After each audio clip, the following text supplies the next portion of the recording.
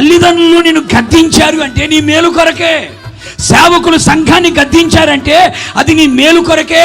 దేవుడు మనల్ని గద్దించాడంటే అది మన మేలు కొరకే. గద్దింపుని మనము లక్ష్య పెట్టాలి. బైబిల్లో భయాన్ని కలుగజేసే మాట ఏంటో తెలుసండి? ఎన్నిసార్లు గద్దించినా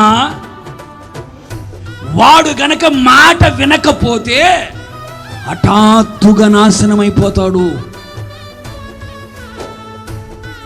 చెప్పాను పాస్టర్ గారండి, చెప్పానయ్యా, బండి తోలద్దురా, స్పీడ్గా తోలద్దురా, నా మాట విను, రాత్రిపూట బయట తిరగొద్దురా అని ఎన్నిసార్లు చెప్పిన విన్నాడండి.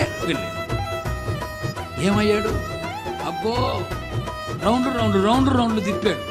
చివరికి అతని చుట్టూ అందరు రౌండ్గా నిలబడ్డారు. చివరికి రౌండ్ రౌండ్ తిప్పాడు. ముందు చక్రం పైకి లేపుతాడు, దాని మీద నిలబడుతుంది. ఎందుకురా ఇన్ని మనకి ఎందుకురా? రాత్రిపూట తిరగొద్దురా బాబు, రాత్రిపూట తిరగొద్దురా అనుకున్నారా? వీడి కానిస్టేబుల్ చూశారు, ఏదో కేసులో పెట్టారు, జైల్లో పెట్టారు, ఇప్పటికి బయటికి రాలే.